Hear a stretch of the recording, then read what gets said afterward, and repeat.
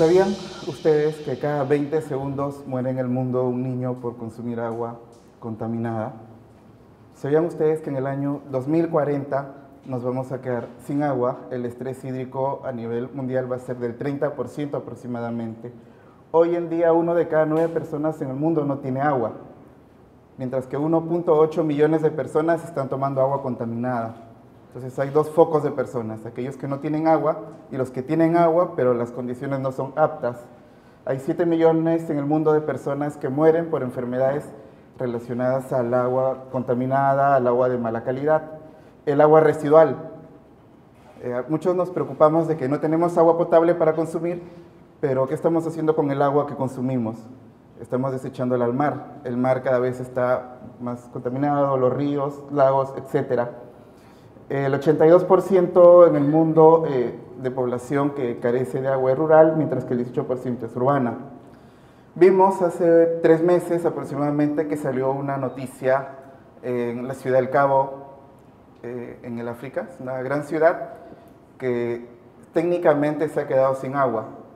A partir del 15 de marzo se está restringiendo el consumo del agua, se está dando 50 litros día.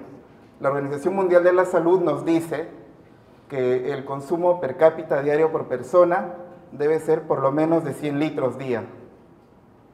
Ahí ya racionalizaron a 50 litros en marzo y se espera en agosto hacer otra racionalización. Hay mucha gente de Ciudad del Cabo que está saliendo de ese país. Y si nosotros vemos ciudades más cercanas, ciudades como Santiago de Chile, ciudades como Bogotá, ciudades como Lima, Ciudad de México, Miami, California y entre otras ciudades en el mundo se encuentran dentro de un listado de las próximas ciudades importantes que se van a quedar sin agua en el año 2050, si es que no actuamos ahora. En mi país, la realidad es similar. Tenemos que tan solo tienen agua 9 de cada 10 peruanos en la zona urbana, mientras que en la zona rural 6 de cada 10 peruanos.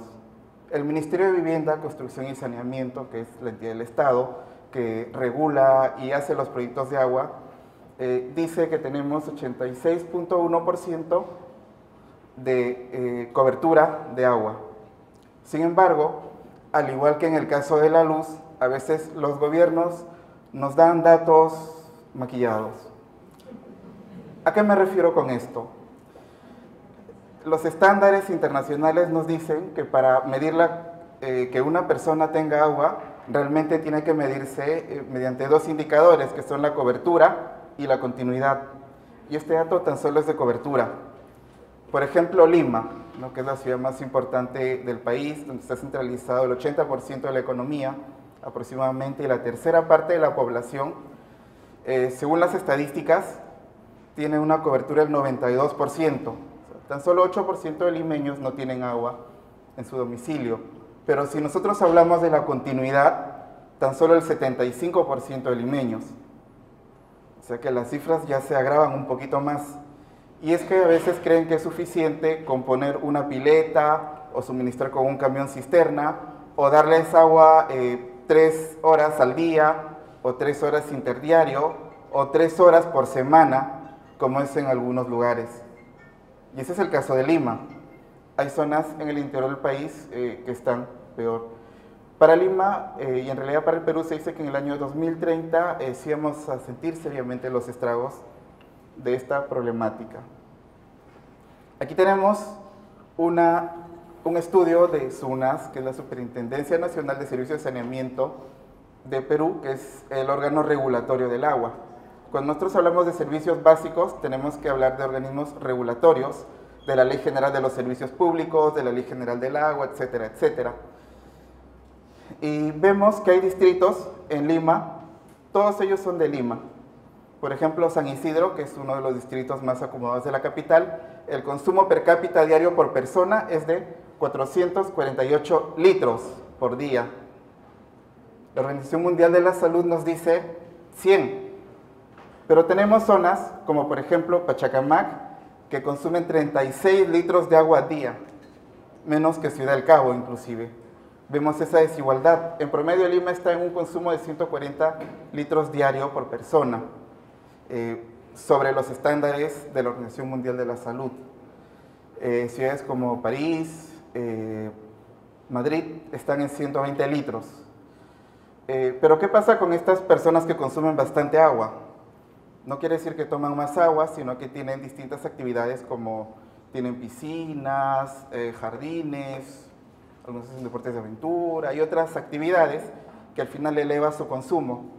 Pero ese no es tanto el problema, sino la falta de conciencia. ¿Qué se hace luego con el agua de las piscinas? Se bota directamente cuando se puede reutilizar, por ejemplo, para regar sus propios parques y jardines. Hay personas en esos distritos que riegan las veredas, riegan los jardines, no hacen el uso racional del agua.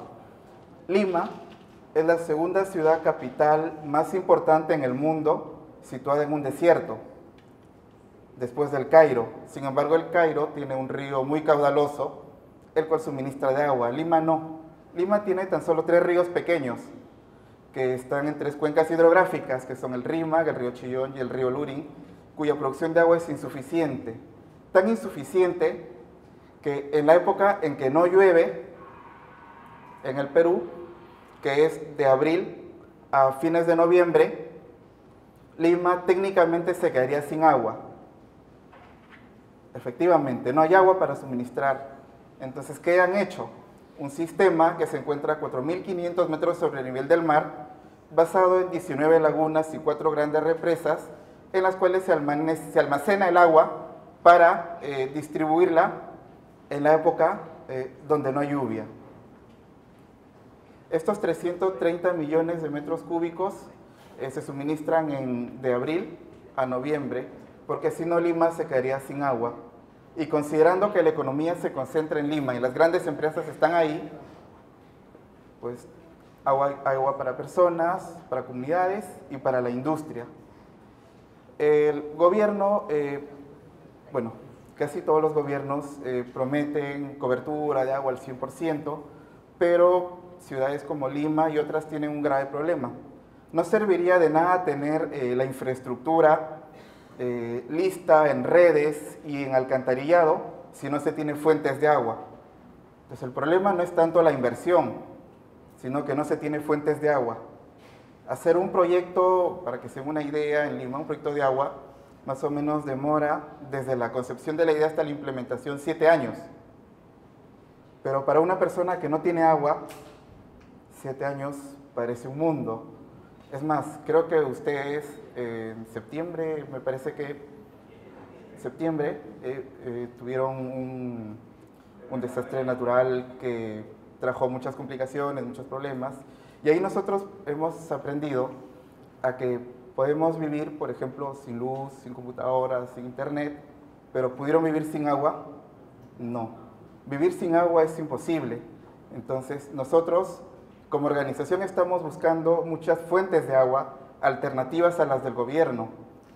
Si nosotros nos ponemos en el papel de gobierno, es decir, somos los funcionarios del gobierno y tenemos 400 millones para invertir en un proyecto de agua, hay comunidades de 200 familias y hay comunidades de 3.000 familias que de repente con esos 400 millones se puede impactar y colocar agua en esas comunidades.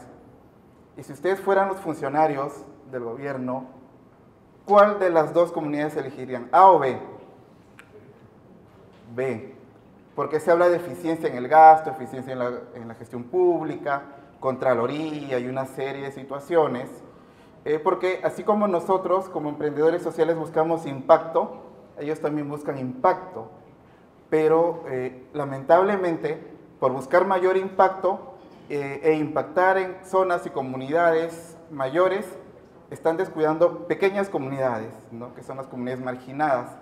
En nuestro país, principalmente los cerros, zonas elevadas, o si no en el desierto, que crecen, bueno, en Perú también le llaman invasiones.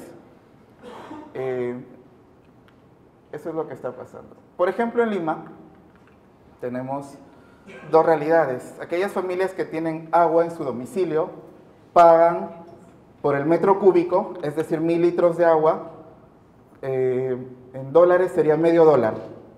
Medio dólar por 1000 litros de agua.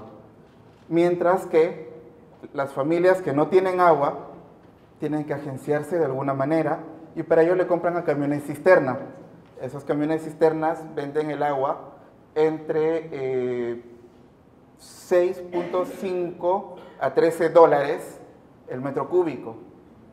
O sea que las personas que no tienen agua, no tienen un lugar donde vivir, invaden algunas zonas complicadas de la ciudad, pagan el agua más cara que aquellos que tenemos en nuestro domicilio. Y si consideramos de que tienen escasos recursos económicos, gran parte de su presupuesto se va en el agua. Es una realidad que vivimos. Nosotros somos una organización joven, tenemos 8 años de creada, pero se tiene cerca de 20 años trabajando en temas de agua. Aquí Abel Cruz, quien me acompaña, es el fundador de esta organización. Somos una organización sin fines de lucro que brinda acceso a agua de calidad para sectores vulnerables mediante soluciones integrales innovadoras. Ya tenemos una patente y este año vamos a tener otras 2 más. Como dijo Camilo, el secreto está en innovar. No sigamos haciendo siempre lo mismo, sigamos buscando nuevas alternativas, nuevas soluciones. Y nuestro modelo incluye la generación de actividades económicas y productivas.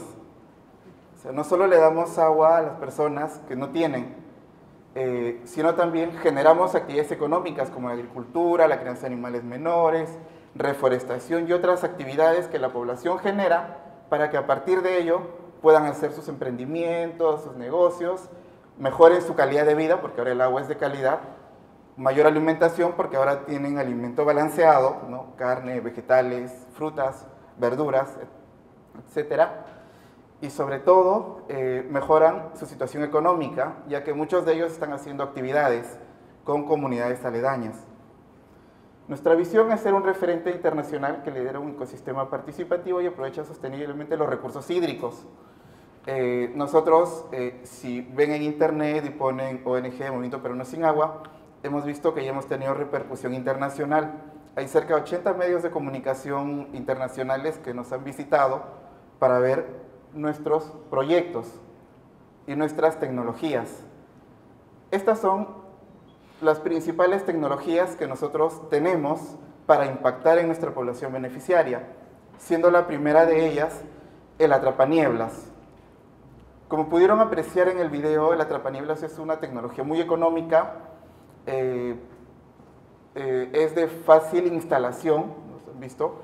Paneles, una malla, canaletas, tanque o reservorios, dependiendo de la zona, principalmente.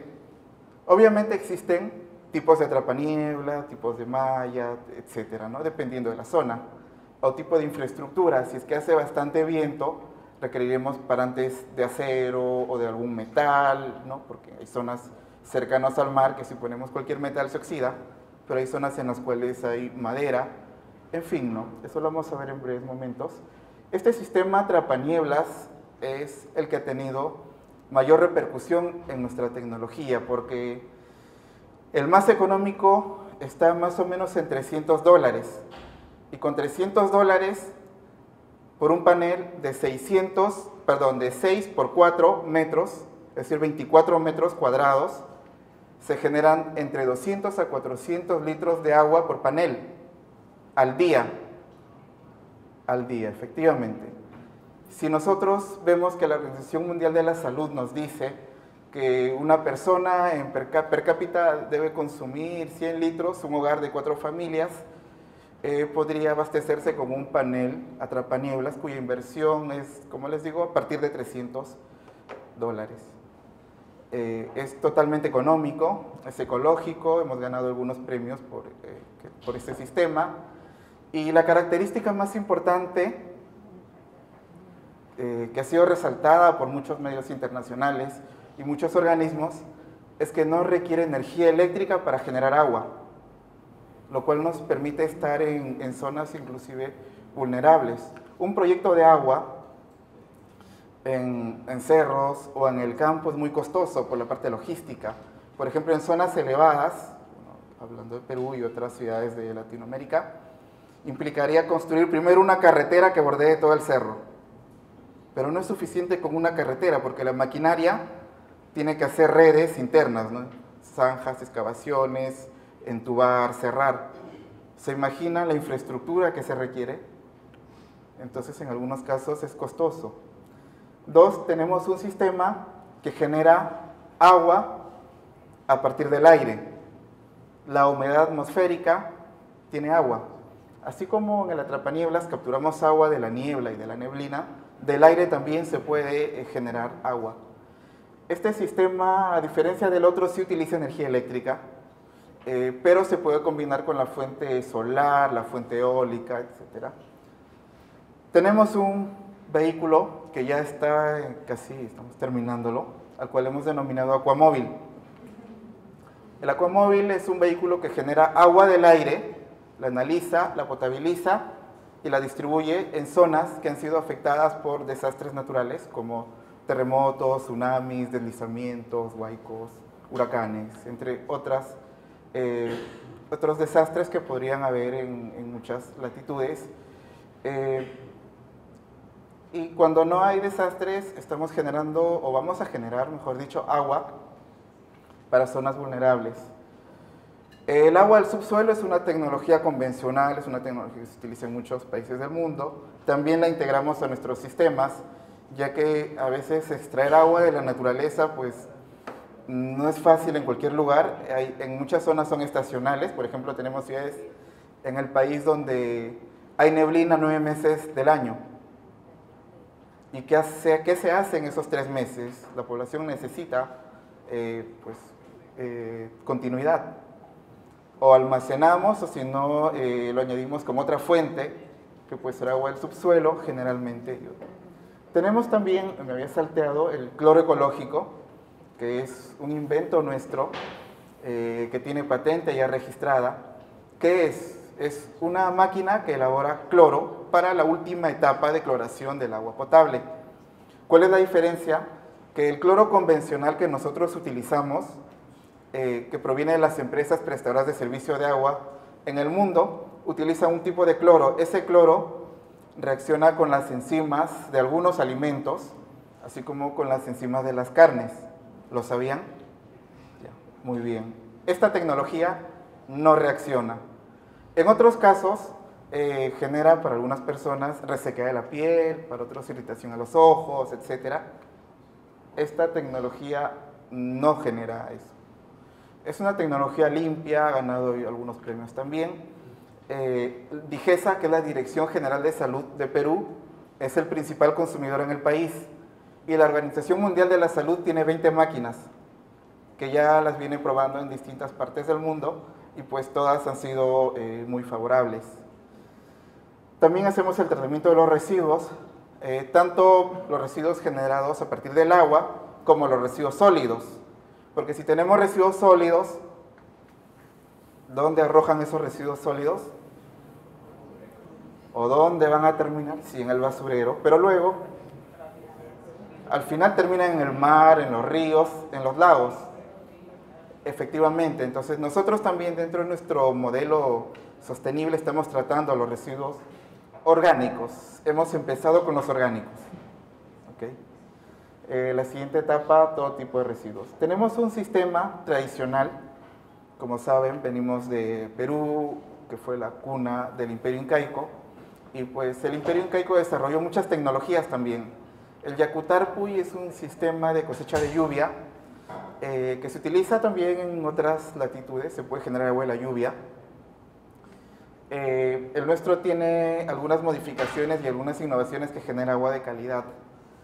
Inclusive tenemos filtros naturales para poder potabilizar esa agua. Nuestros antepasados no tenían esos filtros sofisticados que tenemos ahora. Ellos utilizaban plantas, ¿cierto? Entonces, eso está integrado en nuestro sistema. Tenemos las amunas, que son la creación de ojos naturales o manantiales de agua. En Perú le dicen ojos de agua. Si van a una montaña, ven que discurre el agua pues, de un lugar de la... Ya. Esto también hacemos. Existen naturales y existen artificiales que nosotros hemos implementado en zonas elevadas. Nuestros proyectos que tienen que ver con generar agua de la atmósfera parten de un análisis de 21 variables y de un monitoreo satelital. Si bien es cierto, no se puede monitorear la neblina, pero sí al viento, la humedad, temperatura, que son algunos de los factores que nosotros utilizamos para que nuestro proyecto sea eficiente. Si es que ustedes ponen en internet en este momento sistema atrapanieblas, van a encontrar una serie de links, además de los nuestros, en África, en Sudamérica, en Asia, pero la ventaja del nuestro es que genera de 200 a 400 litros de agua. Hay otros sistemas que generan 80 litros, 20 litros, 30 litros, pero para ello hacemos un estudio con sensores, monitoreo satelital, estudio de campo, generamos nuestros propios neblinómetros para hacer el estudio de campo y para poder medir, porque no hay data oficial de organismos meteorológicos, ni siquiera en Estados Unidos, que puedan monitorear la neblina. La neblina son pequeñas micropartículas que se encuentran en el ambiente, que son arrastradas por el aire, por el viento de un lugar a otro, y que nunca generan agua, a diferencia de la nube que siempre genera agua cuando precipita en forma de lluvia. Entonces, es eso lo que nosotros atrapamos. Capturamos agua de la neblina, sacamos agua del cielo, sacamos agua de donde supuestamente no había agua. A veces la solución está ahí, pero aún estamos ciegos, aún no podemos ver o aún nos falta la tecnología para poder realizarlo. También tenemos un medidor inteligente, que ya es un sistema que hemos terminado y que ya está o va a ser patentado también, que es un sistema que funciona con tecnología NFC, RFID, porque nosotros intervenimos zonas muy vulnerables en las cuales no hay internet, no hay luz. Entonces, si no hay internet, los medidores actuales tipo prepago, como mencionó Camilo en el caso de la luz, es más, nosotros nos inspiramos en una visita a una empresa de Medellín.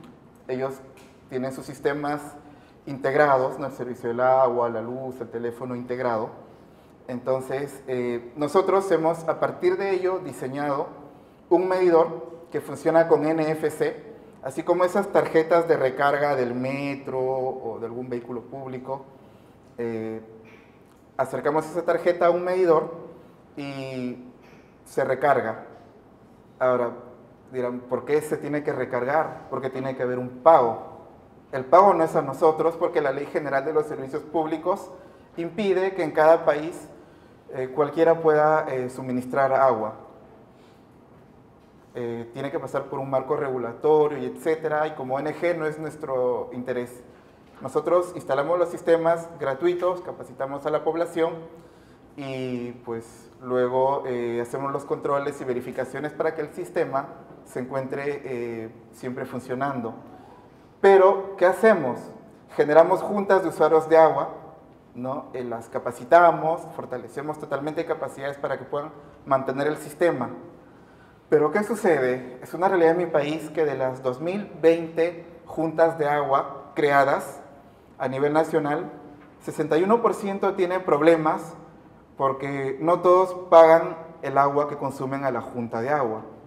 Es más, algunos se hacen amigos del presidente, de la junta, para no pagar el agua. El 62% pasa también aquí. Bueno.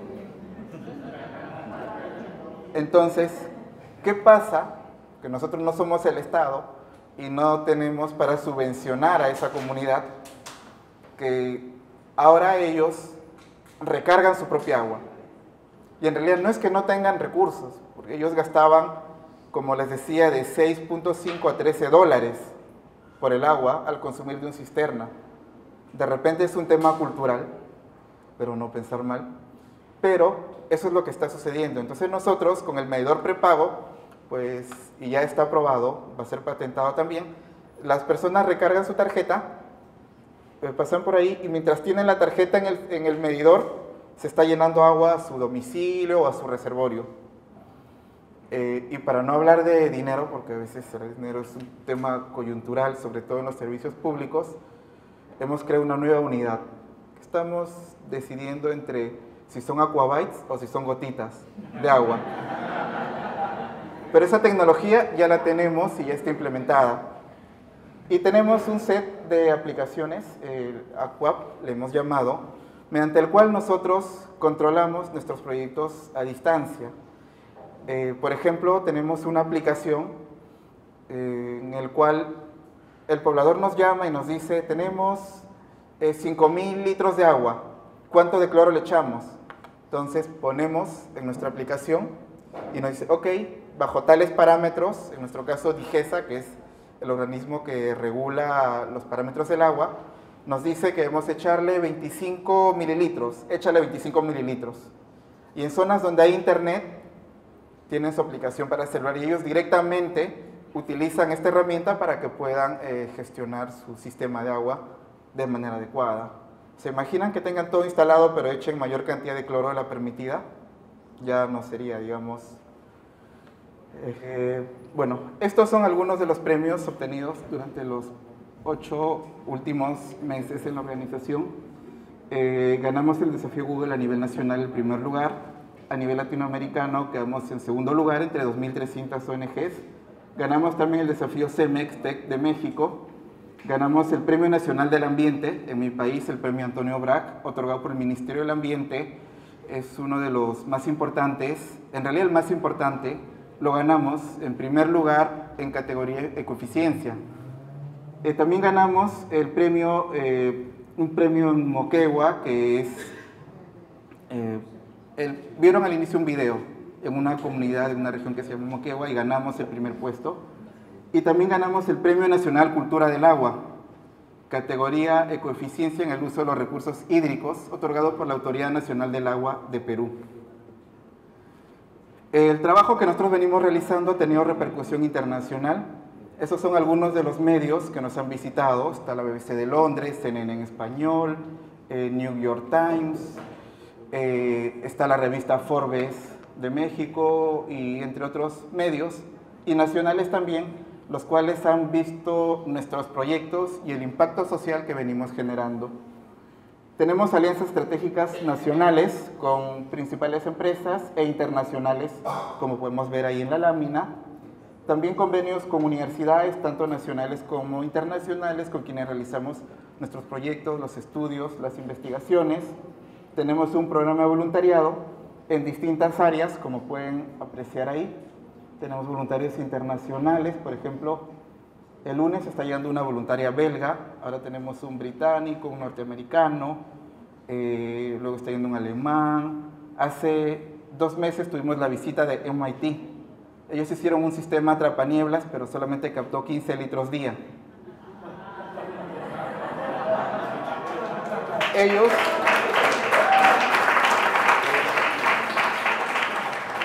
Ellos están aquí. Ya pudieron conocer un poco más sobre nuestra tecnología. Tenemos otras universidades que también nos visitan.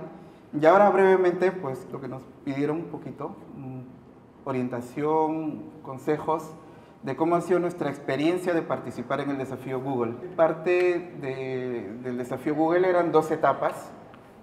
La etapa nacional en la cual ganamos y la etapa de clasificación para el desafío latinoamericano, la cual consistía en clasificar vía votos en las redes sociales. Entonces nos enfrentamos ante 2 ONGs muy fuertes, la ONG Pro Gobernabilidad, que tiene pues apoyo de la ONU, el Banco Mundial, el Estado, con 25 años de creación, y la ONG ACA, que es británica con sede en 27 países y que opera en Perú.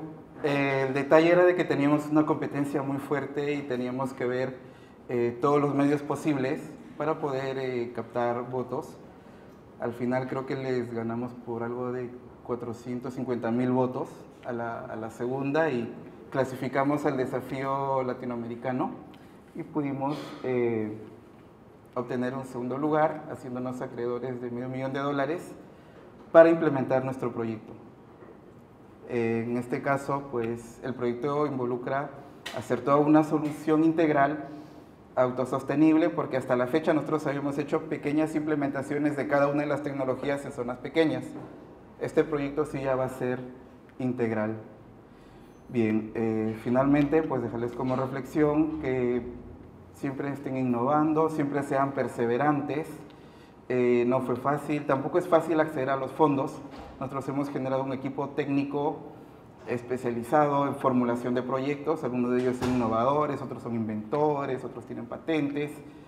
Y pues hemos obtenido mucho reconocimiento, ya nuestros proyectos están trascendiendo, tenemos algunos premios, pero el mayor reconocimiento que nosotros consideramos es de ver que muchas personas por primera vez abren un caño y tienen agua en su domicilio.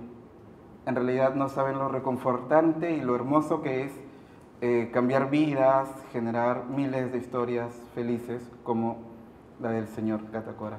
Gracias.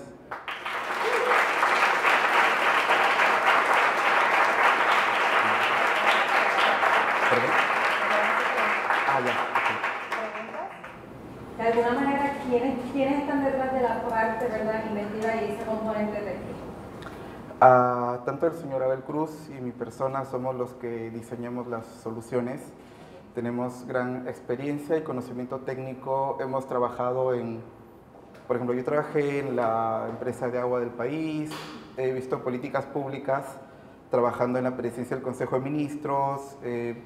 Abel ha diseñado distintos sistemas técnicos desde hace 20 años.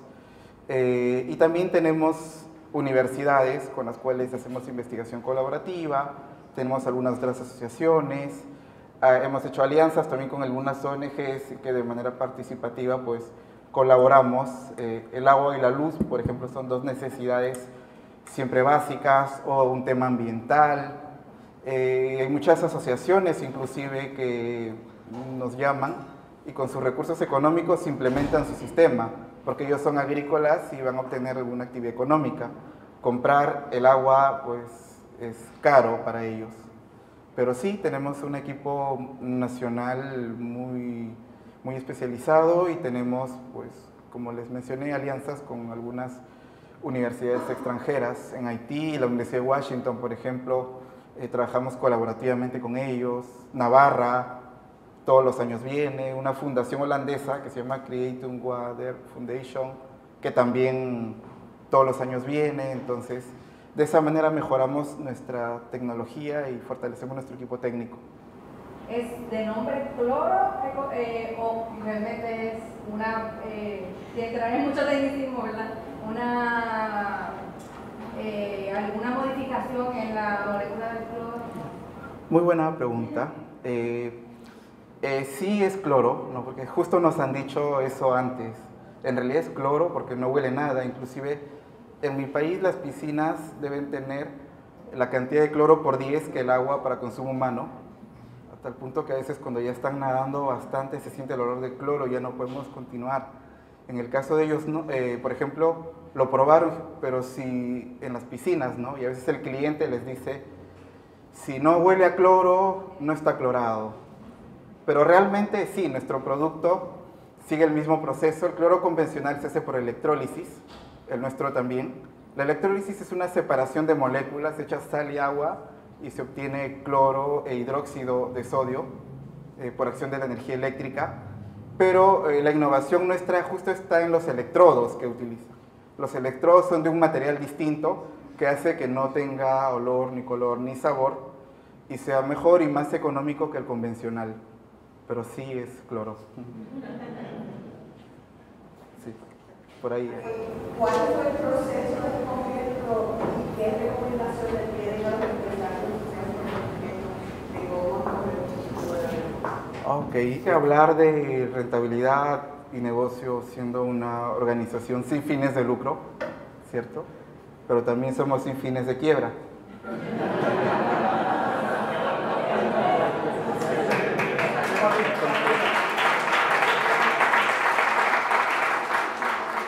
Entonces, más que un modelo de negocio así específico, porque los negocios los implementamos con nuestros beneficiarios, ¿no? Le dejamos todo instalado, todo gratuitamente para que ellos mismos puedan crecer y los monitoreamos. Nosotros como ONG recibimos donaciones, participamos en fondos como los que ven ahí. En Perú, pues Ya hemos trabajado con casi todas las embajadas, hay organismos como el PNUD, el Banco Mundial, de donde nosotros pasamos por la etapa que ustedes están pasando ahora, ¿no? Descargamos las bases, vemos los criterios, vemos el proyecto.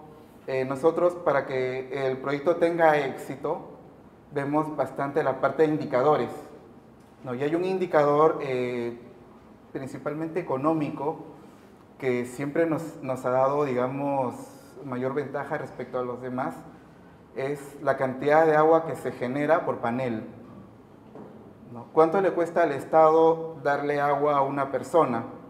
Por lo menos en mi país, sin considerar el cobro mensual, son por lo menos $25,000 en una zona no vulnerable. En una zona vulnerable llega hasta los $90,000. Y nosotros con $300 estamos instalando un panel que les genera hasta 400 litros de agua al día, que tiene un recambio, dependiendo del tipo de malla, de entre 5, 7 y 10 años. O sea que resulta económico ese indicador, y dos, la generación de actividades económicas en la población, cómo fortalecemos ese modelo y cómo venimos cambiando vidas. Ahora, cuando ustedes generen un proyecto, vean la mayor cantidad de indicadores posibles, sobre todo que estén alineados a los objetivos de desarrollo sostenible, ¿no? En donde el agua, por ejemplo, es uno de ellos, la alimentación también. Nosotros impactamos en la alimentación, quizás no directamente, porque no le damos alimentos, pero sí con la calidad de agua y con la mayor cantidad de agua, ellos cultivan sus propios alimentos y generan actividad económica. Ahora, dentro de nuestro modelo tenemos un equipo técnico especializado, tenemos voluntarios, eso es en cuanto a nuestros recursos económicos. En cuanto a nuestra infraestructura, para ser sinceros, recién este año tenemos nuestra primera oficina de 120 metros cuadrados. Antes teníamos una oficina más pequeña. Estamos implementando ya un laboratorio con todas nuestras tecnologías, inclusive de innovación, porque los proyectos nos otorgan fondos para implementarlo. Algunos consideran un 10%, ¿no?, para costos generales y gastos administrativos, que a veces resulta un poquito insuficiente para poder mantener a una organización. Entonces, básicamente eso es lo que nosotros hacemos, no tanto como modelo de negocio, pero sí un modelo propio de sostenibilidad de la ONG. Para que los paneles funcionen, debe tener una altitud mínima en el lugar donde se recoge el agua. Ya, muy buena pregunta. Existen 7 tipos de neblina. Aquí en Puerto Rico he observado la neblina orográfica y la neblina de advección en las montañas. La diferencia entre una y otra es la temperatura. Hay neblina en zona elevada, hay neblina en el mar, niebla en realidad. La niebla es mucho más densa que la neblina, es decir, por eso llamamos atrapanieblas en vez de atrapaneblina, porque genera más agua. Pero también hay que diferenciar entre la bruma. He observado bruma también por aquí, y la bruma, por más que se ponga cualquier sistema de mallas, nunca lo va a atrapar porque nunca va a generar agua. Entonces, por lo general, la mayoría de nuestros proyectos sobrepasan los 400 metros sobre el nivel del mar, pero no quiere decir de que no sea imposible. El proyecto más eficiente que tenemos justo lo hemos implementado en una isla. En Perú no hay muchas islas, una de ellas se llama la isla San Lorenzo, que está en la costa del Callao, en Lima, en la cual ese panel genera entre 500 y 800 litros de agua al día por panel. Por mar. Sobre el nivel del mar. Es una isla en realidad muchísimo más pequeña que esta. Y hay un estudio de cerca de 21 variables para poder hacer la instalación. Una pregunta sobre lo económico. Sí. Asumo que, o sea, ¿cómo está la relación entre ustedes y la colaboración con el gobierno? Porque sé que ahí debe haber una buena historia.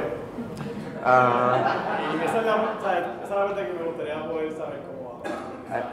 Muy buena pregunta, y efectivamente hay historia, como por ejemplo, siempre durante la campaña, a veces algunos candidatos anónimamente con su organización instalan atrapanieblas en alguna zona y le ofrecen tanto atrapanieblas como los otros sistemas a la población, agua para todos. Es más, el último presidente dijo, agua para todos para el Bicentenario.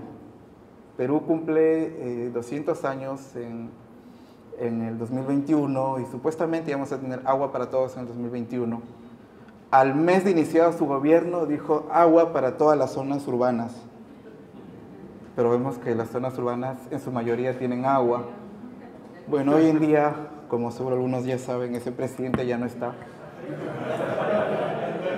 No tanto por el tema del agua, sino por otros temas coyunturales. Y el siguiente, o sea, el vicepresidente todavía no se pronuncia respecto al tema del agua. Nosotros tenemos entrevistas, visitas, vienen alcaldes, vienen directores regionales, etcétera, queriendo implementar, pero en nuestro país hay mucha burocracia y hay un marco normativo bajo el cual ellos se escudan para no implementar un proyecto o una solución no convencional. O sea, ¿a qué me refiero con esto? Que ellos dicen, ok, se tiene que pasar por un sistema que en Perú se le llamaba SNIP, como en Estados Unidos, pero ahora se le llama Invierte, que en realidad es, cada presidente le cambia de nombre, pero es un conjunto de normatividad, regulaciones por las cuales tiene que pasar todo proyecto para ser aprobado. Y a veces dicen, pero en la norma no dice agua de atrapanieblas, no dice agua del aire. Sin embargo, ellos interpretan inadecuadamente la norma y por miedo a la Contraloría y otras cosas es que no toman las decisiones. Por eso es que nosotros lo hacemos principalmente en comunidades, que ellos, por ejemplo, tengan su terreno, ellos donen para el proyecto. El alcalde solamente firma porque al no ser recursos públicos, no pasa por toda la normatividad vigente. Y nosotros, al no ser una empresa que suministra agua, pues tampoco tenemos que pasar por esta norma, porque nosotros no cobramos, tan solo instalamos su sistema y ellos mismos. Entonces, pero actualmente formamos parte, por ejemplo, de algunas mesas de diálogo, algunas mesas de concertación. Por ejemplo, formamos parte de un comité nacional del INS, que es el Instituto Nacional de Salud, que ve la calidad de agua en el país y estamos haciendo propuestas para descontaminar agua en la selva. En la selva, en mi país, hay bastante agua, pero también hay bastantes hidrocarburos. Entonces el agua se contamina, hay población que tiene 50, 60 años de esperanza de vida al nacer, etcétera, debido al tema del agua. Entonces estamos trabajando de manera colaborativa con ellos. En la sierra del país estamos en un programa nacional que se llama Sierra Azul, que es la implementación de sistemas de cosecha de lluvia y sistemas no convencionales en zonas donde el Estado no puede llegar, dadas las condiciones muy difíciles para implementar el proyecto. Y a nivel de la costa, hemos participado de un proyecto de ley, el 2535 del Estado, en el cual está regulando el uso del agua desalinizada. Sin embargo, para nosotros en Perú y para muchos países de Latinoamérica es cara. Aproximadamente el metro cúbico está en $6, considerando el sistema tradicional que es la ósmosis. Pero la ósmosis genera entre 7 a 13% de nitratos, que puede ser cancerígeno. Entonces hay que pasar por un sistema ultravioleta y eso incrementaría los costos también. Pero justo en este proyecto estamos haciendo que las empresas mineras, petroleras y algunas otras empresas que ganan bien aún no han sido incluidos, pero que usen el agua desalinizada para sus operaciones, porque ellos son los que consumen más agua y como les indiqué, el problema es de la fuente de agua que consumen ellos y ellos pueden pagarlo. Nuestro otro sistema que se llama Puquio, que es una máquina que genera agua del aire, mediante dos principios, ¿no? El de refrigeración y el de compresión, sí captura ese vapor de agua y lo transforma en estado líquido. Y luego lo analizamos porque a veces cuando hay agua, mejor dicho, vapor de agua en la atmósfera, pero en este caso en Puerto Rico hay un cielo limpio. No sé si alguno de ustedes conoce Lima o conoce Ciudad de México u otras ciudades. Entonces hay que pasar primero por un análisis y un sistema para potabilizar el agua. Entonces, eso. Y no es ningún proceso químico, es decir, no hay intercambio de neutrones, protones ni electrones, ninguna partícula, sino es físico nada más. Las micropartículas chocan con nuestros paneles y se genera un proceso natural, ¿no? Digamos que los atrapamos, los captamos, el agua discurre por las mallas hacia una canaleta y de ahí va hacia el tanque, los cuales distribuimos por gravedad. Sí. Ya. Hay varios materiales, el más económico que nosotros tenemos se llama malla Rachel, no sé si en Puerto Rico hay Rachel, que son unas mallas verdes que se utilizan en la construcción. Ese es el más económico, pero tiene una desventaja, que no resiste tanto altas temperaturas, su esperanza de vida podría ser de 3 años, bueno, en Puerto Rico creo que un poquito menos. Entonces existe otra malla llamada Encamet, que justo descubrimos en una investigación con la Universidad de Washington. Esas mallas están en Estados Unidos, se llaman Encamet. Están hechas de un poliéster de alta densidad, el cual es 40% más eficiente que las otras mallas que nosotros tenemos. Y dura aproximadamente 8 años, más o menos. Pero luego de eso hicimos una investigación con una universidad alemana y descubrimos unas mallas hechas de una poliamida. Ese material resiste más temperatura, pero es 10% menos eficiente que la malla Encamet. Es que la mayor cantidad de mallas en el mundo no están hechas para atrapar neblina.